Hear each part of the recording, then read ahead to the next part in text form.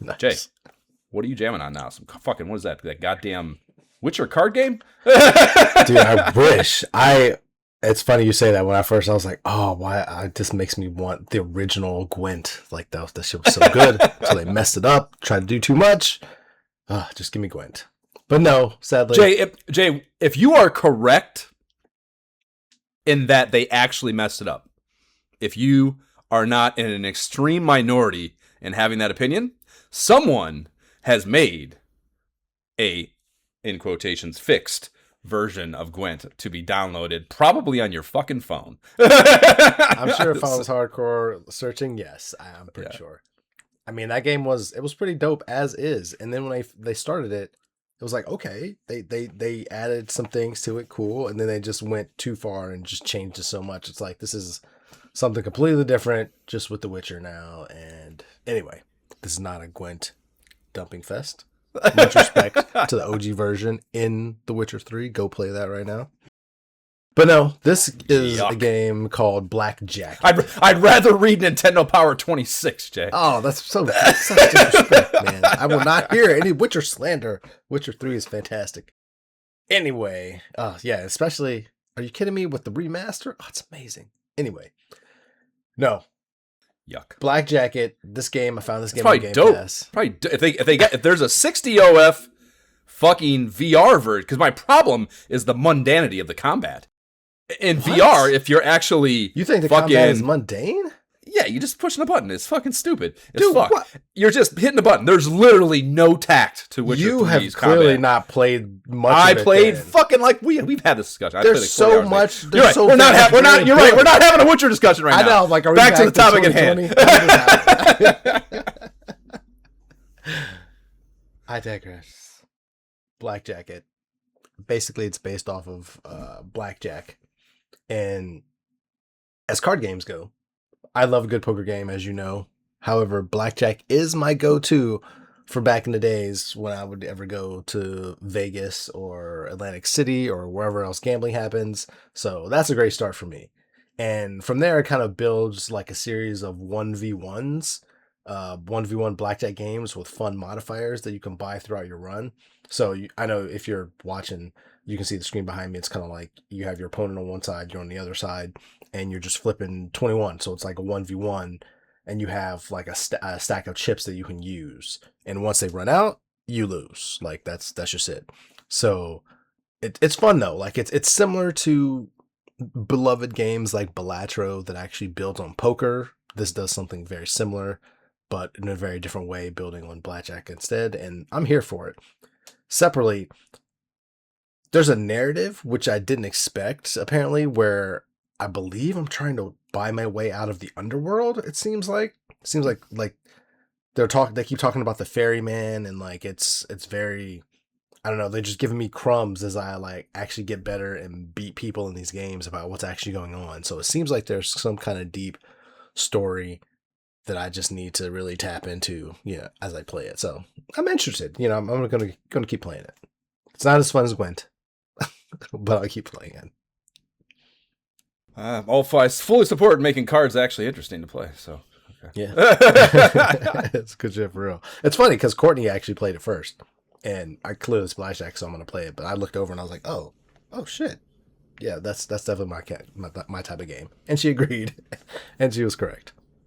After that, I did it. I went and bought it while it was 30% off. College Football 27. I was on the fence whether or not to get it. Like, honestly, I was really on the fence whether or not to get it. But the thing that tipped the scales, outside of the fact that it was on... It's your have a sickness. That's the problem. Well, there's that, sure. But honestly, it's the league, the Dynasty League that I'm in with real people.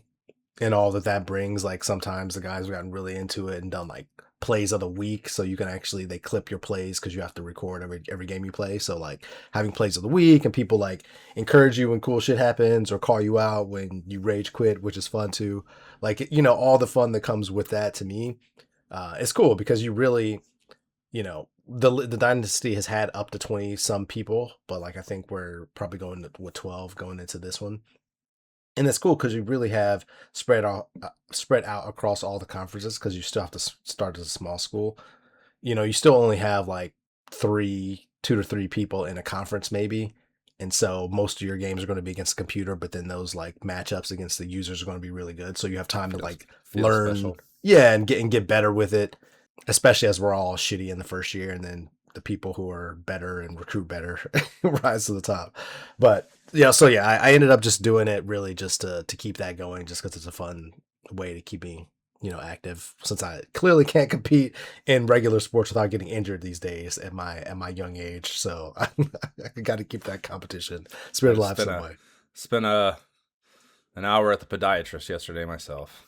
Dude, I actually get a podiatrist. Like, I had my foot x-rayed because I like wrecked I myself, and now I got to go see a I, podiatrist. It's I had fucking X-rays crazy. on my ankle and my foot yesterday. Oh, fucking nuts, man. An MRI is slated, Oh, see. which is actually good. It means that well, I don't know that good. Different kind of bad in that there's no actual structural damage. It's tendon based, which are pros and cons to, I suppose. Yeah. This is also not a ankle medicine podcast. So let's fucking not Witcher, not old man ankles. Pop culture. But yeah, I'm not playing college football in real life, but I am following it quite a bit. So that's probably outside of the NBA, the sport that I watch the most closely. So yeah, I'll keep playing it, and it's funny. I've been getting used to. I'm in season 2, still playing with the Miami Redhawks basically because I've been getting used to the new playbooks, terrible initial team, but mostly really the addition of NIL. And I wanted to see, and I want to keep seeing if it's even possible to build a group of 6 school to national championship status, like contender status year in and year out, without getting rated due to NIL. So I'm interested to see how that plays out, because if it's not possible, this will probably be my last college football game, and I'll just play 26 because I don't have to deal with it. You know what I mean? But I don't. But if it is possible, then I'll keep playing it because like gameplay wise, like it's really good. They changed some things, like some of the shit that was cracked is a little better. Toggle. I'm sure it's just a toggle, the slider. No, How intensely that shit happens. no, they really kind of locked it in so that I mean, you can make it harder or easier, but like, yeah, I know from early play testing, people said like they were just ridiculous shit was happening where they would win national championships and all the team would just get raided completely, which would probably happen in real life if Miami somehow went on a run, won a national championship, and people came in like, I'll give you $2 million.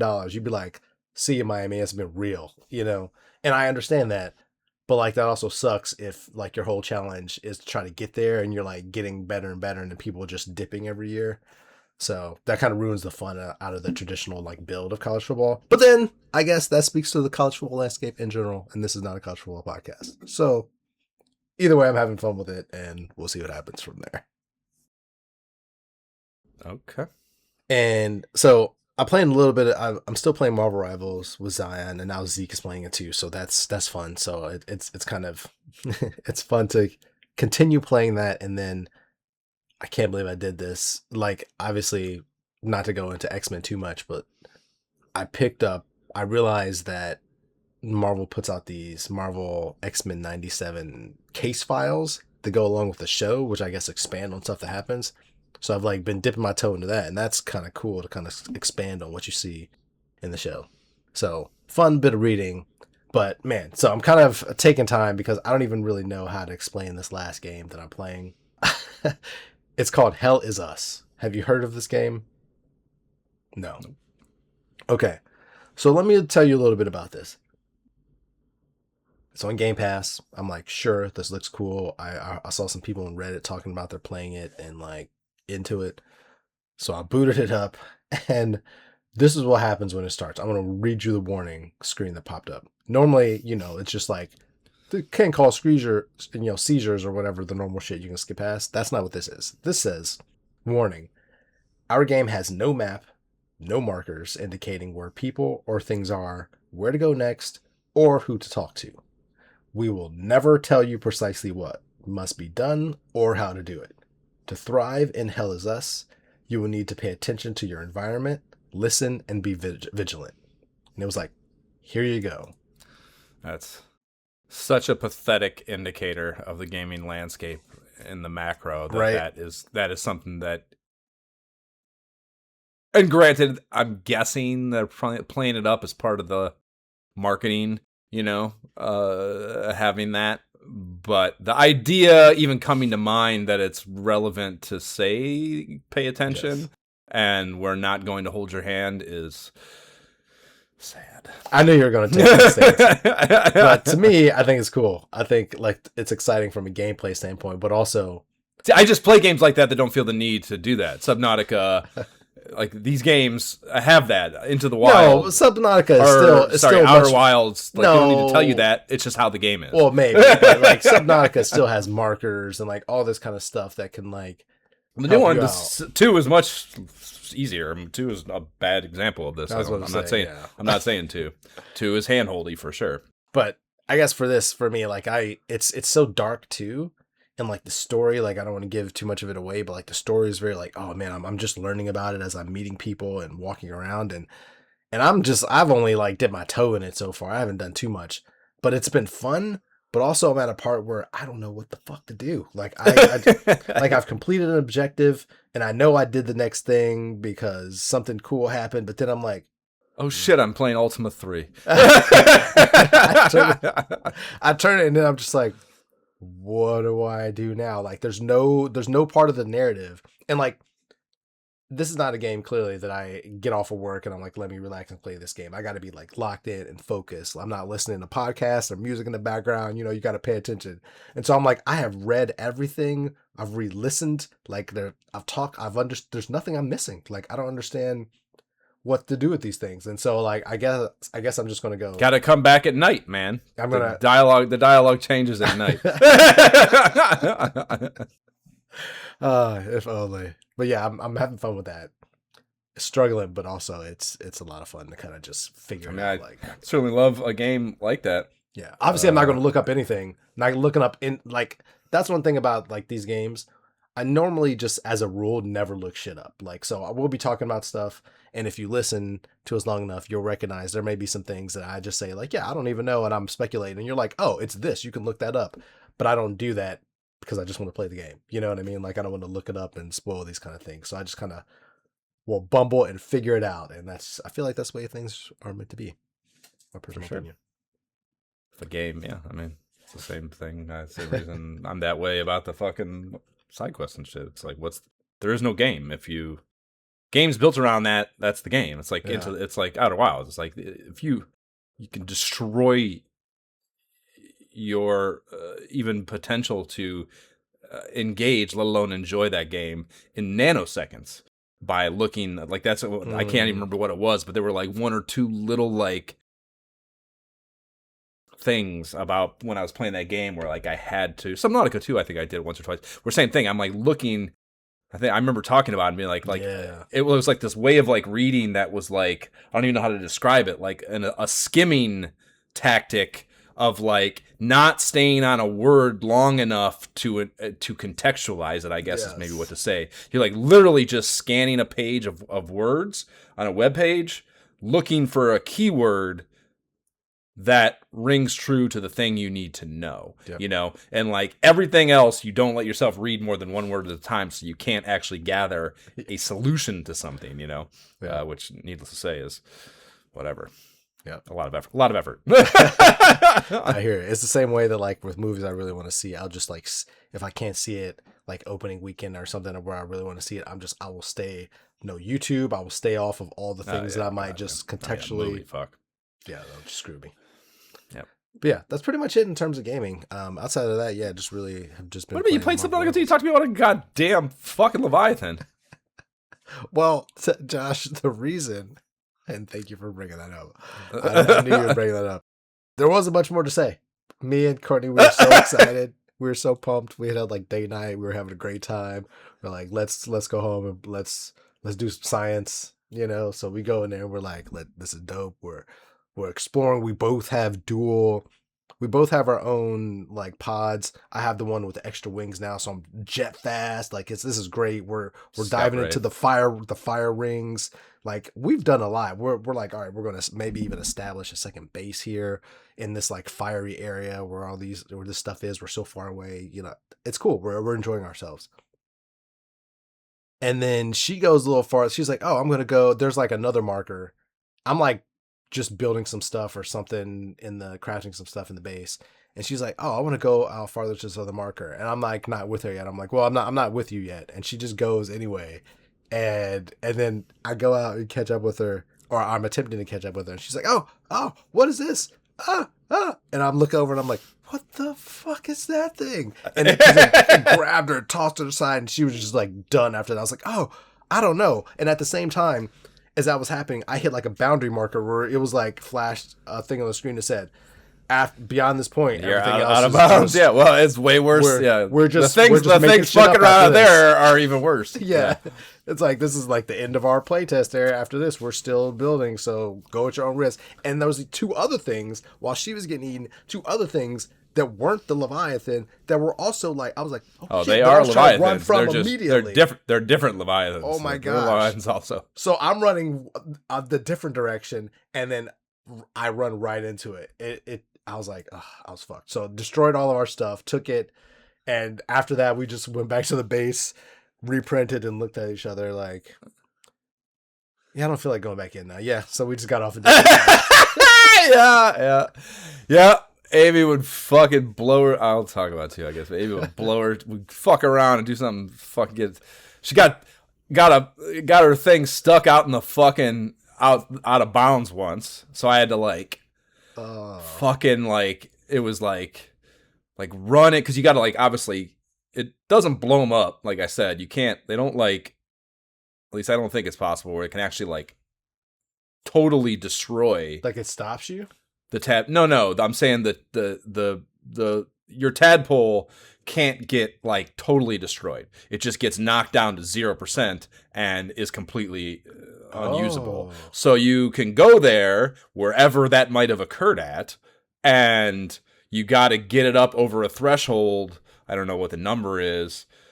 Maybe it's by even, repairing maybe it? if it's 100%. Maybe because once it goes down to 0, you have to like I don't remember what the system is exactly. But yeah, you go there and you use your repair tool and you can repair it. But it's where that happened. Obviously, is a fucked up place. Sitting there, calm, right? So like you're like trying to like see the thing, like especially the out of bounds one. Like I'm like go in, like shoot the thing a few times and like run out and hope it doesn't fuck it up more because if it's not totally down to 0, and I might even keep doing it actually. Even once it's to 0, it'll still keep slapping it around maybe because they react that way to them. So yeah, it's a whole fucking deal. So yeah, there was one that was like just inside or just outside the thing. So I'm like running in, fucking keep fucking like going like, oh fuck, I'm not gonna make it and have to leave again. And then yeah, or she like my thing got blown up again. You got to take me, and so I had to like put her on my tadpole and fucking take her to work. And like, but take her to work in like a fuck in the hood, basically, and drop her off. I'm like, I'm not going there. You got to get off the tadpole and fucking swim your ass over there. I'm not fucking going over there. That's your problem.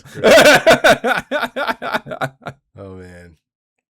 Yeah. So they're problematic for your tadpole for sure. But there's solutions, but they're terrifying, and I can totally. There's no question. There've been a few times, whatever, something super stupid. And it's so much work, especially like the first time, whatever. Of course, let that experience happen. But once it had happened a couple times, especially with the collector specifically, that you run into that so much over the course of that early access thing that like there was a couple times where I was like, I'm just loading. Like we're not doing that right now. Like that was a stupid decision. Don't do that again. Don't do that. I just saved. Thankfully, we can load and not deal with the rigmarole of having to do that after having let her work that flowchart a few times and the pain associated with it, both the fear pain and the actual arduous just tedium of having to repair it and get it out of there and swim all the way over and all that bullshit. Yeah, and we still haven't found all parts of the repair tool. If you haven't, you don't have the repair tool. That's why it's driving me fucking nuts too. Because like last time we were there, I was like, well, I guess I'm just going to explore because we still haven't found this, and so I just wanted to swim around aimlessly looking at places and re-looking like why haven't we not? Remember, I'll say this, and I don't think it's spoilery because it's just kind of a UI thing that you might not think of. But remember, you can turn on, because when you find a black box, it turns the beacon off for it. Remember, you can go to your tablet and turn all those back on. And the thing about where they put those black boxes is basically those are all your POIs. So if you go back to every black box, especially being more versed in the game, because early ones in particular, you were probably just like scrambling to get and fucking not maybe being fully thorough in your right. So if you turn all those back on or turn them on one by one, I would say don't turn them all back on at once. That'll be just fucking stressful. But if you turn them on one by one and just go down the list and go back to every one of those black box spots, I can't. I'm not even speaking specifically. Maybe I'm wrong, especially for that one particular piece of tech. But I bet if you go back to all those POIs and search really thoroughly, you'll have all the things you're supposed to have. And probably more even things that you didn't even know you wanted or needed because you just missed them entirely. And they're not integral. There's a lot of, just like little base customization, little dumbass cosmetic things. I mean, the second time I played the game, I found a ton of shit, especially cosmetic stuff that I didn't clock the first time I played the game. So that's fair. I didn't get the first time I played the game. That's fair. So I would say that's a little breadcrumb thing I could give you that I don't think is spoilery, because it's stuff that's already been divulged. You just maybe overlooked it, Yep. Without that, we're building new tadpoles anyway, so I'm definitely not going to go back to go get it. Okay. On the edges of space. That's great. Yeah, I got a video. Now that you found it, I'll send you. Maybe I posted. I can't recall, but I got a video of like basically the exact scenario you're citing. Is I wasn't with her. She went too far out into where that thing's at. She's sitting right next to me, and I can hear things on her. I basically was like, I not turn my sound down all the way, but mostly. So I can hear the TV outside of my VR headset that she's playing on, and basically where she's at, and like I can hear that shit's going awry, and so like I like go to like find her, and it's like because she has the beacon, her tadpole and her have a beacon. It's just naturally they have a little highlight thing, right? So I can see two things. I can see one that they're not together, her and her tadpole, and I can see the tadpole is just getting like getting fucking slapped and bounced around. and so I get close enough to where I can just like see like the little shadows of her and the Collector Leviathan. So I got a video of like this really distant viewpoint of like her tadpole getting destroyed and her frantically trying to get back to it because she's gonna drown, while the Collector is just fucking going berserk on it. It's fucking great. It's really, really funny. So rude. Those Leviathans, so rude. Yeah, no, it's great. They need 1.2 needs to hit. Amy was just looking on the internet yesterday for what's the status of that. Yeah, man, it's definitely fun. We'll definitely go back in once we get our nerve back and decide to we're ready to rebuild and re-adventure. Still waiting on Jab. I still haven't played with Jab. He also, just like you, will just randomly send me some like whatever introspective moments that he's having in the narrative, but he's not there yet either. So you guys are way behind. I beat it twice now. Amy and I beat crazy. Amy and I finished the story also. And I didn't. She got stuck. You're not there, so I'm not gonna say it, but she got stuck on a thing. It's funny, man. Like maybe I said this last time, but like it's the same thing you get stuck on kind of in the first game. Like it's not the system or the system, the tech, the resource. It's not done the same way, but it's like it has the same purpose and kind of, I don't know, science behind it to some degree. And for that reason, I think, because it's kind of unique and different than so many, or the way so many of the other building blocks in the game work, that it is a huge, like, I don't know, membrane to get through in the progress of the game. And it was the same way in the first one, even though it's not the exact same. Well, it is the exact same resource, actually, but it's not handled the same way. So it's just very interesting that, like, the kind of the both games, even though they do them completely different ways, somehow have the same like kind of hurdle nature to them that are a little bit harder to get over than a lot of other steps in the, which I know is very vague because I'm trying to keep it that way, but Right. it's interesting that both games have that kind of similarity, even though they are done so differently. So real ones that have beaten it know what I'm talking about, I think. So it's been a bit, so I got a ton of shit going on with my gaming. Actually, it's been over a month, I think, since we did that Wings of War episode because of the side quest and shit. So played a lot, and I just had been on a bit of a heater. I got into that Firewatch game, which I talked about. It's kind of an older game. It's from 2000. Yeah, it's from 2016. So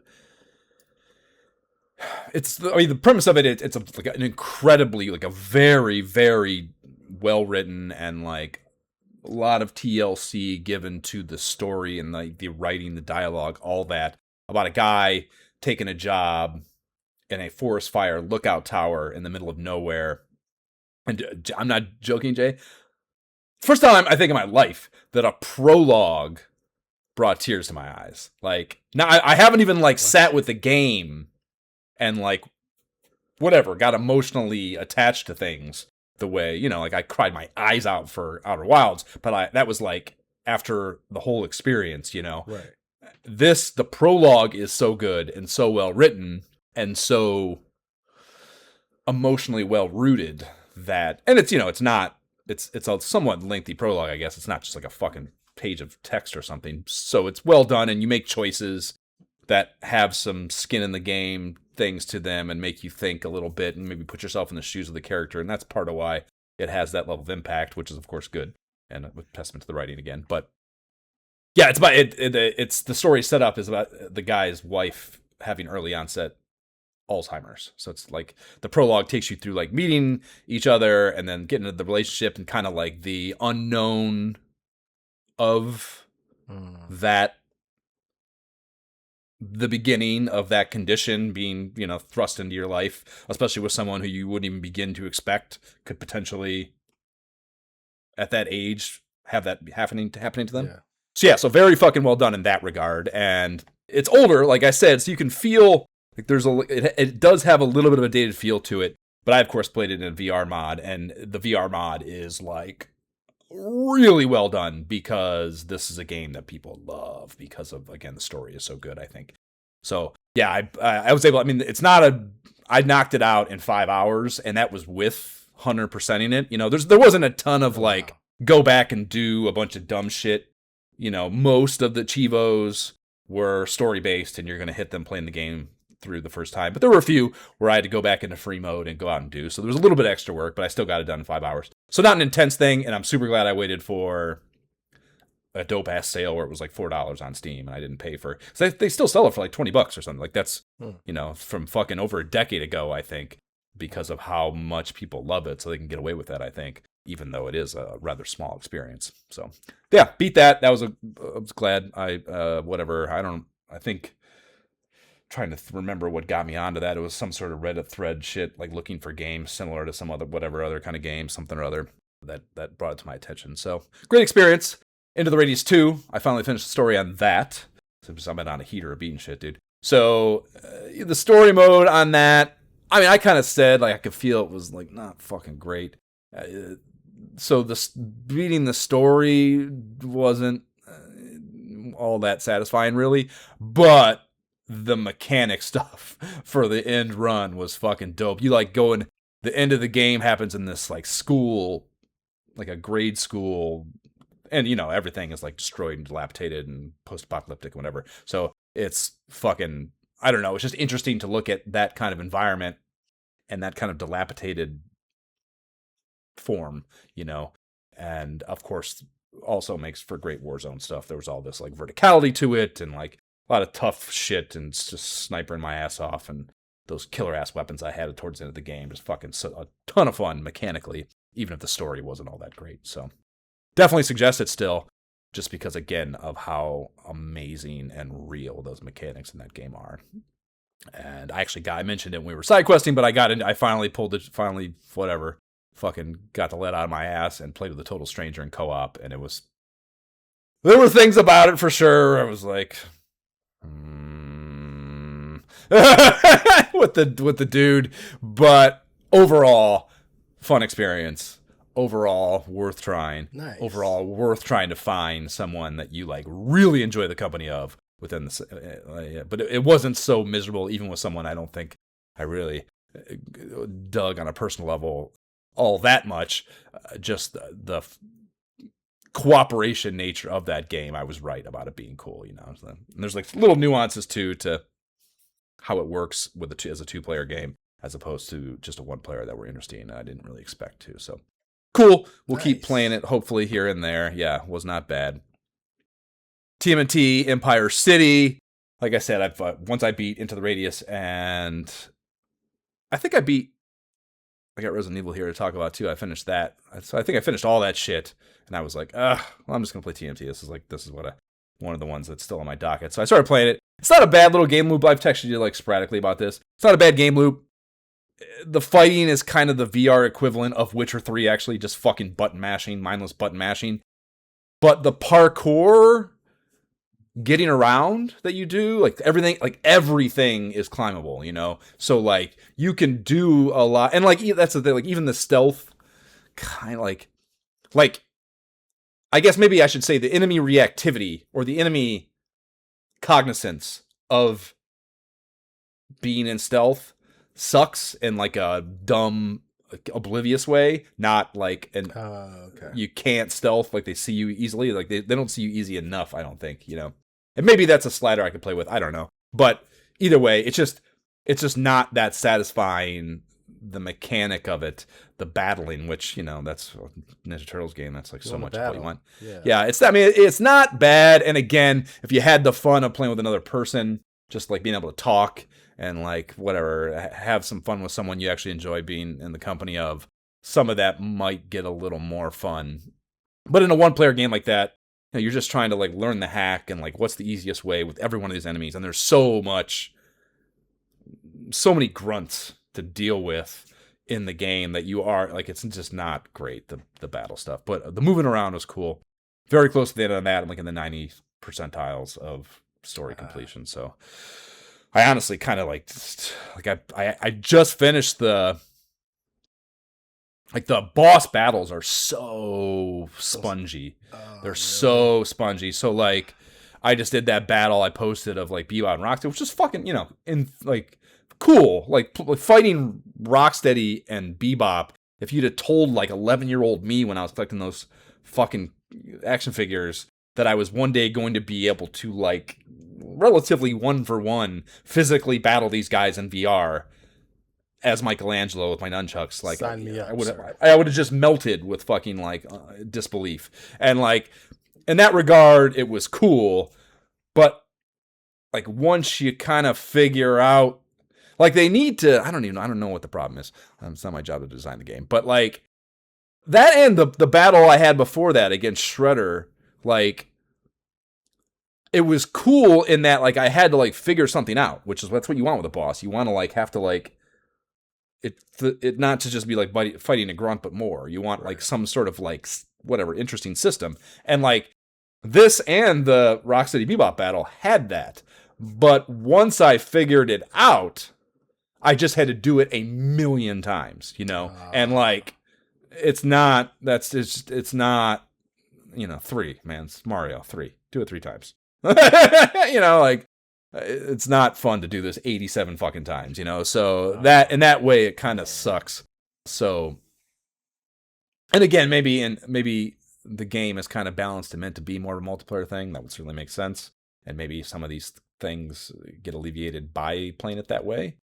And playing in 1 player is not necessarily the intention, but yeah, not fucking phenomenal, but whatever. I guess for $20 or whatever I paid for it, it's probably fine. So Resident Evil Village, yeah, I finally got back into this. Resident Evil, dude, is so dumb. Resident Evil is such a dumb story world and game franchise. Like, it's like the puzzles, the story, the dialogue. It's Like, it is all calculated for the absolute lowest common denominator capable of turning on a video game system. But it is also so fucking good. It's like the atmosphere in these games. Like, I remember the Biohazard, same thing. I talked extensively way back when about like the sitting at that dinner table and eating the dinner with those people. Like, oh my God, like sticking the bugs in them. Like, it's just so atmospherically incredible. And then in VR, it's unfucking real, you know? And the mod on this is so great that all you get that, man. And like, there are some of the story stuff, some of the like what would be cutscenes, I guess, kind of, that you're put inside of, are very well done for the most part. Every now and again, there's a moment where like the vantage point kind of doesn't map perfectly with what your vantage point would be in that moment, because it's not meant to be a POV cinematic. Like, Resident Evil is it's a fucking cinematic from a camera perspective game, right, not necessarily from the eyes of the individual. At least it's not built for that, so the mod can only do so much. But anyways, all that's there, and like some of the fucking, and there are these like the, I don't know if that's not spoiler. Like you get to this factory at the end of the game, the last third of the game or so is in this factory that like creates these fucking abomination things, man, they are fucking unreal, man, and like so scary. Especially like there's a handful of different kinds of them, and the way they work, they're like I don't know, genetically they have these electricity things in them that power them. So they're all over the place, inanimate, like, so you don't know where. It's perfect for a horror setting. You don't know when and which ones necessarily. Sometimes you can. It's Resident Evil. It's stupid, so you can see them coming sometimes, but not always. And like sometimes they just whatever pop out of. You don't even have a way to gauge that they're there even. But so yeah, they're like fucking just the jump scare potential for some of them is just so well done, and it's fucking, I don't know, man. Just the biological yuck that story world puts in your face is fucking unrivaled, I think, in video gaming, at least that I've found. Like, as dumb as the games are. It's always been good. Yeah. So yeah, I mean, the in-game stuff, and this is the thing too. I mean, I only have 4 that I played on the Quest port of the Quest native port, and then 7 that I played on PlayStation VR, and now this to work this opinion from. But in all those cases in VR, well, I don't know if it's not even VR relevant, I don't think, but they always make and I think it's an effort to make them more cinematic, to give you these like vantage points of these creatures and things that you wouldn't be able to get from just a standard, over the shoulder perspective or whatever, it always becomes, for that reason, it always becomes like Dragon's Lair Laserdisc 1987, just push a button at this minute, at this moment to do this thing that he's just going to automatically do, and like, well, it kind of sucks, even though it looks cool, and it still looks cool in VR too, of course, even cooler maybe, but the feeling of executing that is not great, it's not the most satisfying thing in the world. So it's a little bit of a tit for tat, give and take thing in that capacity, but whatever. I will, with bells on, when I see a sufficient sale for 9, because I already have the mod for that from the same mod creator ready to go. So whenever 9, which I'm sure it just relatively kind of just came out, so I'm sure it'll be a while, but when I can get that at a reasonable price, I will, with bells on, go into 9 with this mod thing too. And I look forward to that. Subnautica 2, we talked about all that. So the other, maybe whatever, it's kind of just a macro thing. I don't know. I'm talking about most of these things I've talked about are VR mods. They're not VR native games. The only one, Turtles, is the only one that was a native, right? Yep. No, End of the Radius, but whatever. A lot of fucking not native VR stuff. So there's, I guess, I didn't really realize it until watching some videos trying to find stuff, or maybe something popped in my feed within the last couple weeks. But I guess like the AI vibe coding thing has created a kind of VR mod renaissance of sorts because people are just kind of automating these efforts that were previously taking all this human effort, to create the mods. And like so many of these games are built on the same engines now and stuff that like it is. I mean, even the human made ones, there's been a little bit of turnkey nature to it, in that we just need to find I've talked about this, like the settings for this specific game and its control set and what you got to execute and then wedge it into these modifications that already exist, right? So the AI coding thing, I guess, has fucking made this really turnkey and like allowed people to start doing it for things that like, it's one thing, Subnautica 2 drops, everyone's all heated up for that. Whoever the fuck did those mods were like, they were champing the bit, waiting for the game to drop and like ready to go, Yeah. And like the second it hit, it was fucking ready in like hours, So like, but now because it's so easy and so automated, people are doing it for everything. It's like just, which you see behind me, Ocarina of Time. So I guess there's been a VR mod of Ocarina for a while now, but someone has just created one that is like on a whole new level, basically. There's a specialized, I wasn't aware of this too, but there's a specialized N64 emulator, VR emulator, called Ship of Harkonnen, Harkonian, Hark. Why have I heard of that? That's crazy. It's maybe I feel like it's something that maybe is like a pull from something, I don't know, whatever. So. But whatever the case, it only, at least to my understanding, like when I open it up, there's just a navigation bar on the left with only a few games in it. And it's like Mario Kart 64, Star Fox 64, both the Zeldas. I can't remember if Mario's there, but like a very limited, it's like, they're like the really cherished. So it's like a highly specialized emulator that only works for these games. And what it is it's one of those, it's a mod,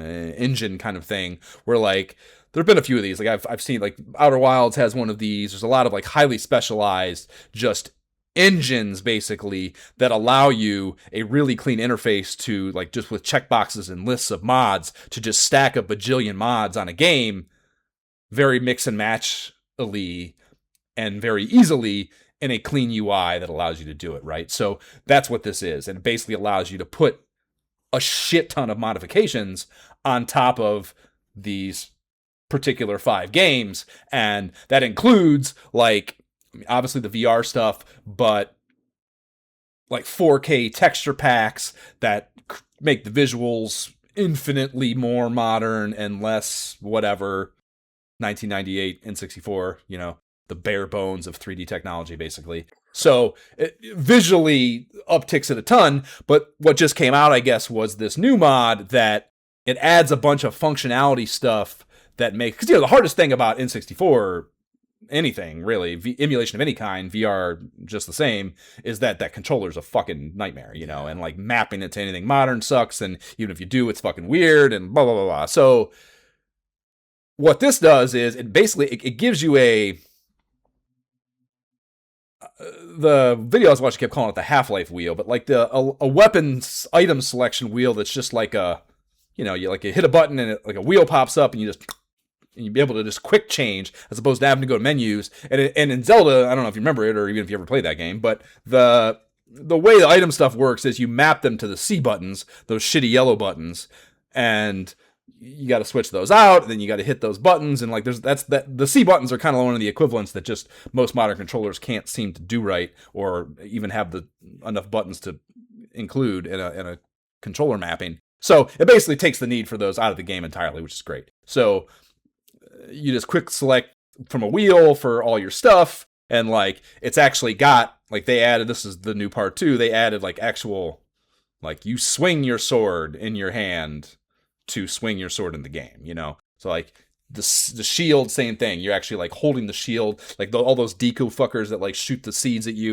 and you got to bounce it back at them to hit them is the only way to beat them. Like you got to actually do that with your shield and your with the VR controllers, which is fucking cool as shit, so yeah, last night basically I started playing. I only got through basically the starter pack dungeon, like the Deku tree in Koriko Village, and Goma was the boss you fight. But fucking great, man. Like really good. And I've this is a game I've been wanting to kind of play again because I basically haven't played this game with any substance since I had the gold cart on my N64 30 years ago, you know. So I was pretty excited to find that there's like a really high-end VR thing that just dropped that got me into it, and I kind of need.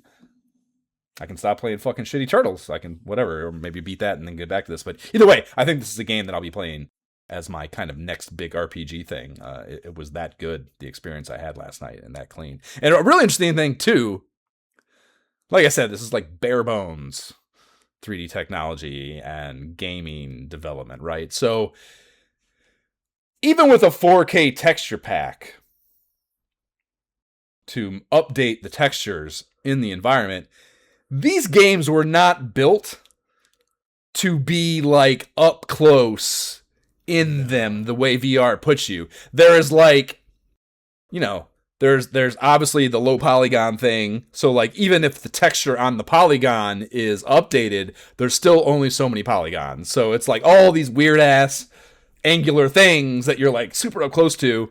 And then also the environmental density is really sparse in these, you know, there's just not a lot of shit. So there's these big spaces with a lot of really definable surfaces, polygon surfaces. And even the enemies, same thing, of course.